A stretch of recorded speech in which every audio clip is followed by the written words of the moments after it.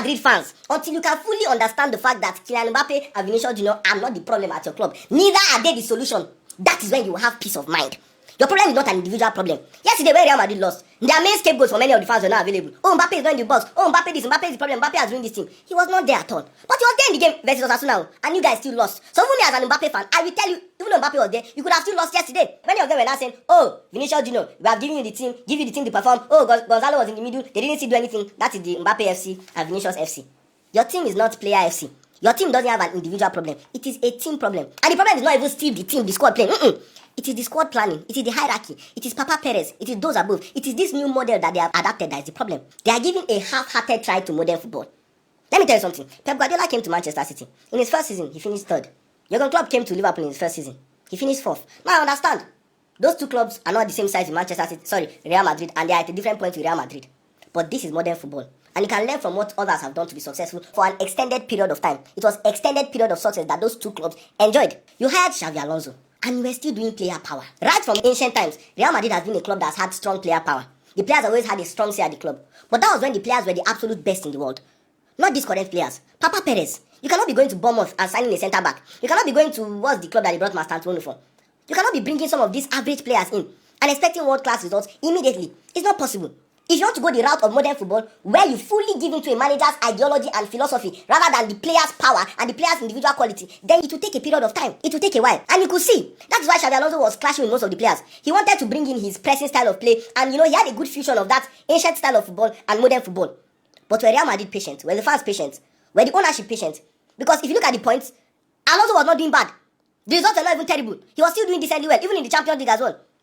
But were they patient? So Papa Perez, you have to just make up your mind. Bring in a manager that you can trust and take away the power from the players. If this player is not ready to give into the manager's ideology, then the player has to go. It's as simple as ABC. Then transfer window by transfer window, you weed out those players that will be a problem to your club. And that is how you experience extended success, sustained success. Look at Barcelona for instance. Yamal is a wonderful player. Rafinha is wonderful. All these players individually are great. But their team still does well only because they have a great system. Yeah, the system fails at times, but that's just an example. Look at PSG too. They had the best players in the world. They had Mbappe, Neymar, they had Messi. They had Verratti in midfield. They had world-class players scattered throughout the pitch. But they couldn't work because they were solely relying on individual talent and not a system. Enrique came in. He weeded out those players one by one. Even Kylian Mbappe, that if he goes back to this PSG right now, he will still be the best individual. He sent him away. He wasn't scared to lose him. What did he do the following season? A quadruple. So you have to focus on building your team right now. This is modern football. It is not more the era of football where it is just by individual talent. Every single thing in football is micro-analyzed. You have to focus on building a team right now. And trusting the manager. And buying an ideology, a philosophy of the manager. I believe Xabi Alonso could have been that guy. He had his flaws, yes. But it was going to take a period of time. I know he stepped on the toes of some of the fan favorites like Vinicius Jnr. And there was disagreement within the club. But it's left to you. Are you going to trust the manager or trust the player? Or trust the players, yes. And if you're not ready to trust a young manager, bring an experienced manager in. A Zidane or something and say, Oga, take this team. I won't interfere. I won't disrespect you. When you tell the players to do this, when you tell the players to train harder, when you want to implement some fines that if you come late for training or you do this or you don't do that or if you don't press, I will bench you. I'm not going to interfere. Just do your thing. I'll give you 2 years. Do your thing. Let's see how it goes. Let's see the year-on-year improvement. And then you know where it goes. So it's not a thing of, oh, Bellingham is injured, Militao is injured. Even though those players were there, I'm sure things would have been better. But that is still patch. It's not a long-term solution. What's the long-term solution? Give in fully to modern football. Let go of the past of, oh, player power, oh, this, oh, that. Build a system. Give a manager that time to succeed.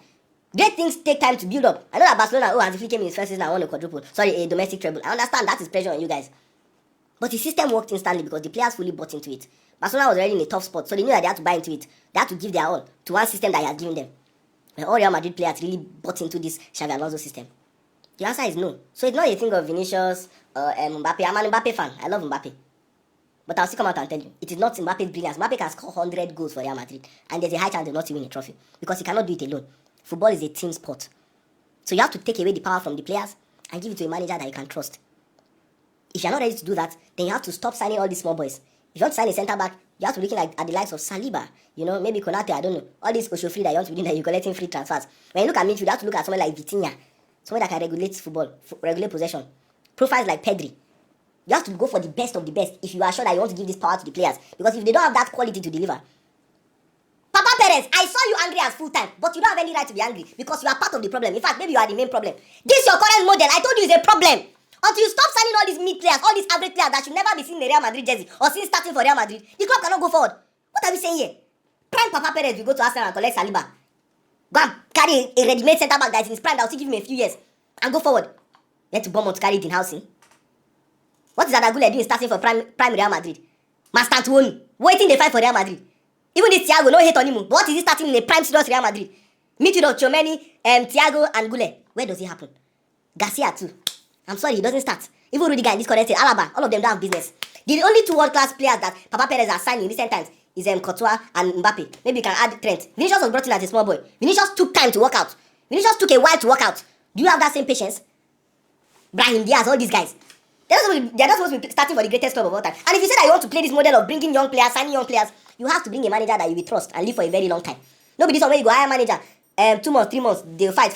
Player power, you win. If you want to sign children, sign a manager that these children will see as a father and they'll treat him as a father. You cannot build a model where you're bringing in children and those children you're bringing in want to be treated like adults. They want player power. They don't want to be told what to do. No! If you are signing this young player, then we have to give the manager the power to talk to these young players, to talk to these younger players how he wants to, and implement his idea as well, like how Hansi Flick does at Real Barcelona. In as much as Yamal is a superstar, you can see that Flick talks to Yamal well, tells him what to do, not the one that the dressing room is scattered. So it's your choice. You have two choices. Number one, go back to your original model. Go back to where Real Madrid will bully clubs and collect their player, not the one that they're waiting to collect free transfer. Go and bring in the best players. You need a midfielder right now. You need a centre back. Go and try and sign Saliba. Go and try and turn the heads of other. Don't come to Konate, Sha. Go and try and turn their heads. Or if you want to stick to your method of children, you want to sign young talent and develop them, then go and find a manager and give him the power. Not the one that the manager will be talking to the children that you have signed as his children, and then the children will not be doing like they are adults. It can never work. It can never ever work. So you are part of the problem. You are meant to be angry, but you are part of the problem too, sir. I will tell you the truth, sir. They might not tell you that, but me, I will tell you the truth. If you need help, just call me. I will be your sporting director and we'll solve this problem quickly. This is Real Madrid for crying out loud. And a slot has called Premier League football this season boring. And a lot of people are attacking him and criticizing him. Let us listen to what he said in this video. Most of the games I see in the Premier League are not, for me, a joy to watch. If I watch other leagues, I don't think there's so much emphasis on set pieces. One of the reasons is, and that's sometimes funny for me to do, if I watch a Eredivisie game, which I still do, I see goals being disallowed or falls on goalkeepers being given. I'm like, wow, that's a big difference. Here you can almost hit a goalkeeper in his face and the referee still says, just go on. Do I like it? My football heart doesn't like it. Yeah, then thinking about football, I think about 10, 15 years ago about the Barcelona team. Every Sunday evening you were hoping that they would play. And now most of the games I see in the Premier League are not, for me, a joy to watch. This statement right now is causing civil war in the Premier League. First of all, Arsenal fans feel attacked. They feel that, okay, it's because Arsenal is top of the league, yada yada. But honestly, I agree with Arne Slot. Let us just be factual here. This guy has echoed the feelings and the thoughts of thousands and millions of Premier League fans. The Premier League has not been fun to watch this season. It has been almost like it is a choreography. It's robotic. There's no creativity, there's no flair. It's just set piece routines and, teams trying not to lose rather than to win. That's not the truth of the matter. Now, Arne Slot on your own side, how have you contributed to making the Premier League better?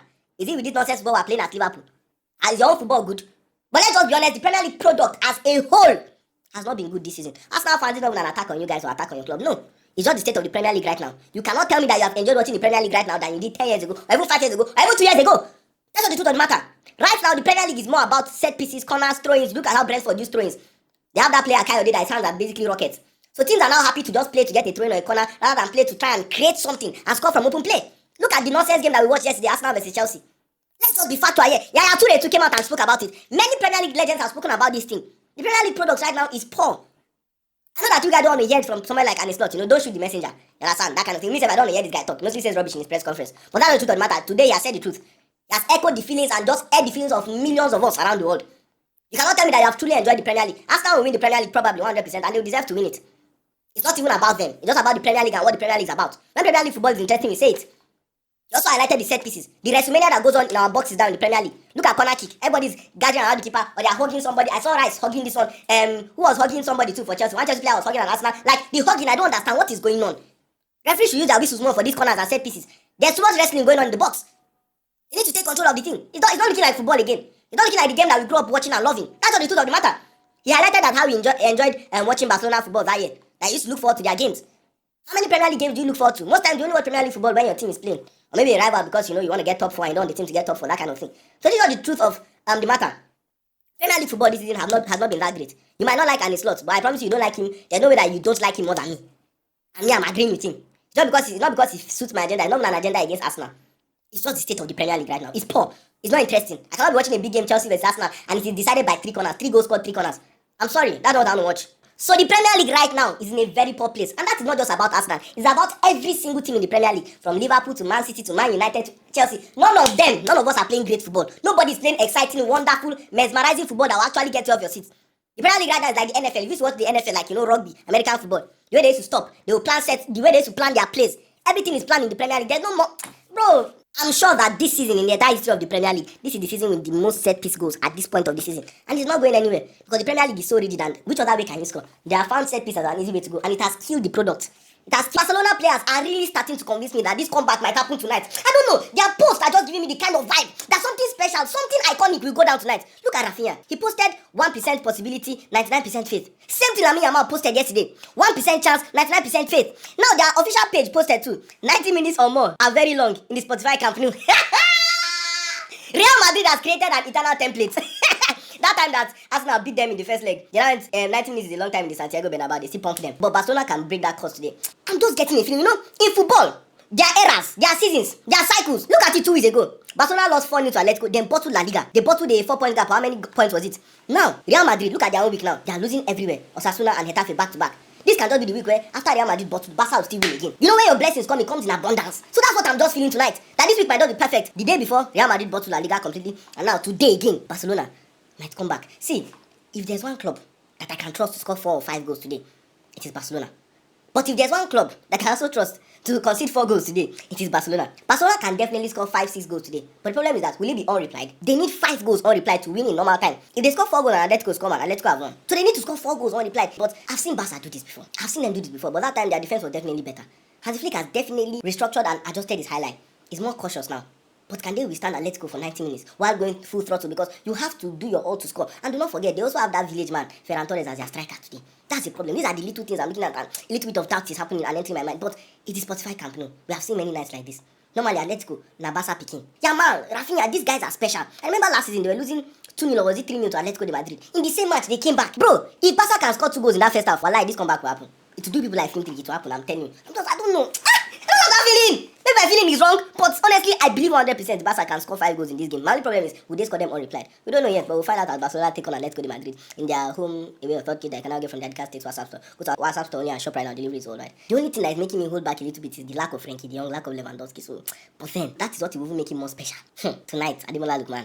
If there's one team I will trust to score 4 goals against Atletico de Madrid, it is Barcelona. I will trust Barcelona to do that, honestly. The only problem for Barcelona now is that their ultra-attacking formation, when they are like ultra-attacking, the highline is there.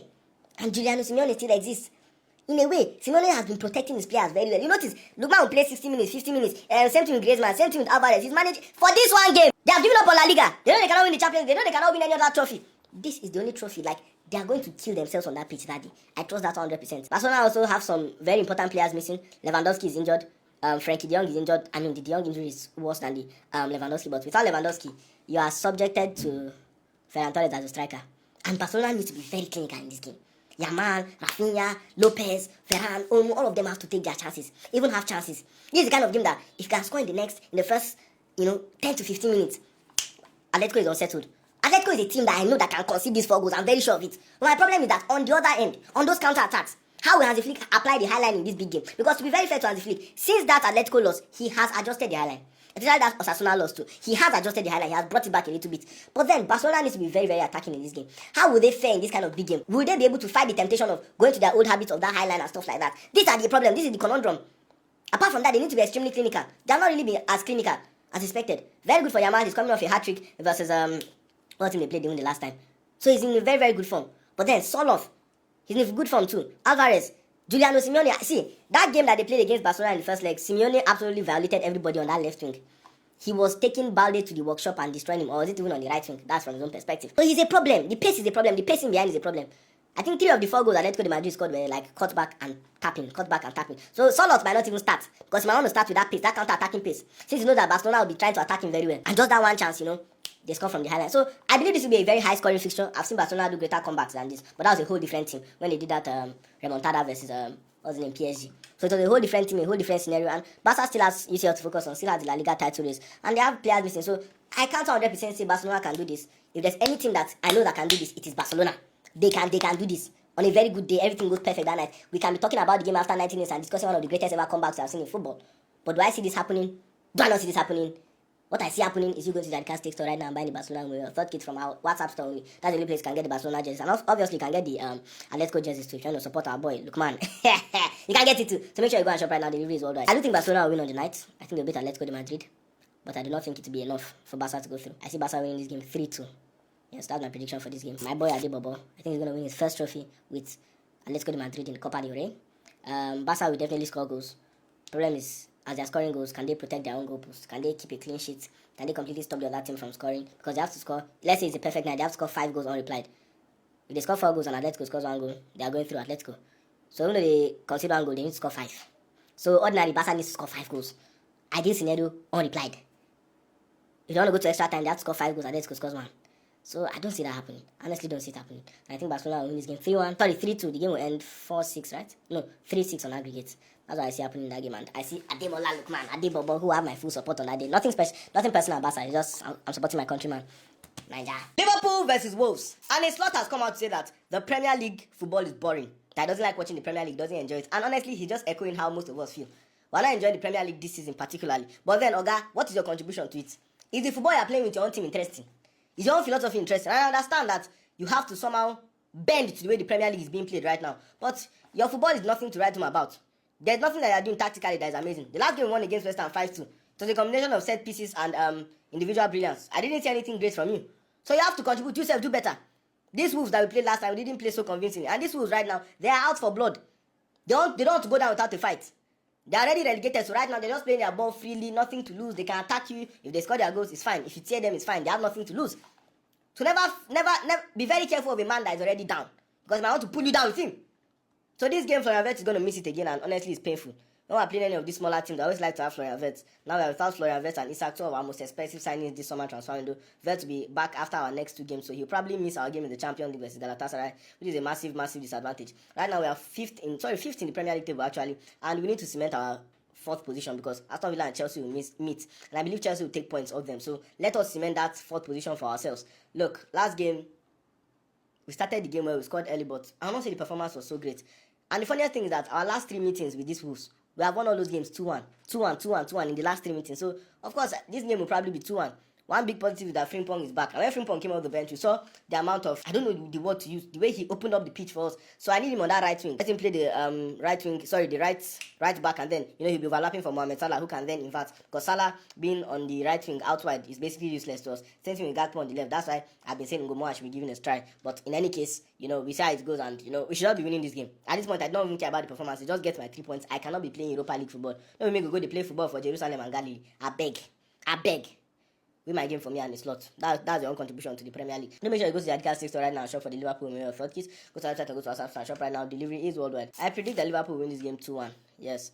Wolves right now is a dangerous team, taking points off Arsenal, beating Aston Villa 2-0 at home. So they're feeling confident right now. And Liverpool is a team that if you pressurize this period, will definitely capitulate. I believe us to just do enough. Maybe score 1 corner kick and score another goal and then win the game and call it a day. Please just win.